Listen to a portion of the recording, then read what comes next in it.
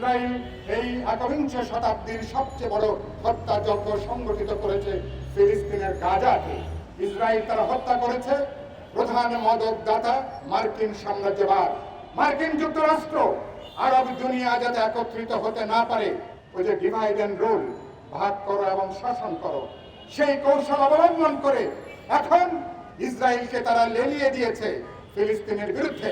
ইরানের এই শাসন ব্যবস্থা নিয়ে আমাদের সমালোচনা আছে, আমাদের আপত্তি আছে, আমরা সমালোচনা করেছি।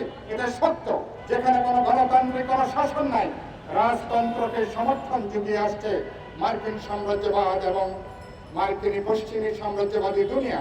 এবং এই ডোনাল্ড ট্রাম্প মাত্র কদিন আগে সৌদি আরব সফর করে $150 বিলিয়ন অস্ত্র বিক্রি করার সেই চুক্তি স্বাক্ষর করে এসেছে। সৌদি আরব কার বিরুদ্ধে তার অস্ত্র কেনে?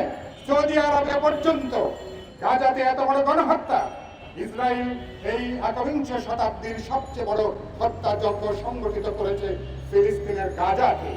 আপনারা দেখেছেন, সারা দুনিয়া কখনো দেখেনি লাইভ টেলিকাস্ট হচ্ছে কিভাবে বোমারু বিমানগুলো উঠছে গাজাতে, হাসপাতালগুলোকে তারা গুড়িয়ে দিচ্ছে, শিক্ষা প্রতিষ্ঠান গুড়িয়ে দিচ্ছে, শরণার্থী শিবির তারা গুড়িয়ে দিচ্ছে, হাজার হাজার শিশুর জীবন তারা কয়েক মিনিটের মধ্যে তারা নিয়ে নিচ্ছে। এবং সেখানে ইতিমধ্যে 60 থেকে 70 হাজার মানুষকে তারা হত্যা করেছে। ইসরায়েল তারা হত্যা করেছে প্রধান মদতদাতা মার্কিন সাম্রাজ্যবাদ, মার্কিন যুক্তরাষ্ট্র।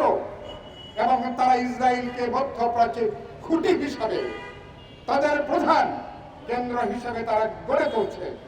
লক্ষ্যটা আরব দুনিয়ার যে দেশ সম্পদ তার উপরে নিয়ন্ত্রণ প্রতিষ্ঠা করা, গোটা আরব দুনিয়াতে রাজনৈতিক কর্তৃত্ব, সামরিক কর্তৃত্ব, অর্থনৈতিক কর্তৃত্ব প্রতিষ্ঠা করা।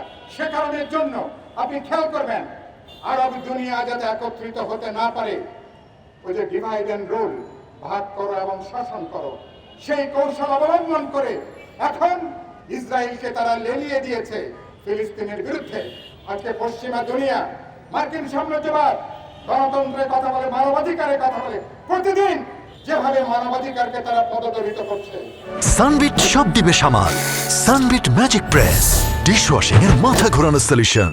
গণতন্ত্রকে তারা বৃদ্ধাঙ্গুলি দেখাচ্ছে, একটা পরিকল্পিত গণহত্যা, একটা জনগোষ্ঠীকে নির্মূল করার জন্য তারা সবচেয়ে বড় হামলা আক্রমণ চালাচ্ছে।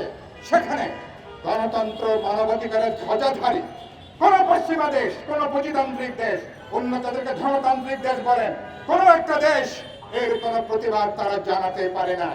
ওদের মানবাধিকারের গুলি পুরোপুরি একটা ভাওতাবাজিতে ইতিমধ্যে এটা পর্যবেসিত হয়েছে যে গোটা আরব দুনিয়াকে আজকে তারা, যেটা বললাম, এদেরকে তারা পুরোপুরি ভেড়া বানিয়ে রেখেছে। এই ভেড়ার পাল একসাথে হয়ে এরা যদি হুঙ্কার দিতে পারত, তাহলে 15 দিন 1 মাসে ইসরায়েল কিন্তু টেকে না। কিন্তু এরা পুরোটাকে এদের গোগলের তলায় এখন তারা নিয়ে নিয়েছে। ইরানের যে হামলা যেটা হয়েছে, সে হামলার আমরা তীব্র নিন্দা জানাই, প্রতিবাদ জানাই। ইরানের অভ্যুত্থানে খোমেনির সাথে হাতে হাত মিলিয়ে যারা অভ্যুত্থান করেছে, বিপ্লব করেছে, পরবর্তী দশকগুলোতে হাজার হাজারকে তারা জেলে ঢুকিয়েছে, কাউকে হত্যা করেছে, কাউকে তারা দেশ ছাড়া তারা করেছে। ইরানের এই শাসন ব্যবস্থা নিয়ে আমাদের সমালোচনা আছে, আমাদের আপত্তি আছে, আমরা সমালোচনা করেছি। এটা সত্য, কিন্তু একই সাথে ইরান একটা স্বাধীন সার্বভৌম দেশ।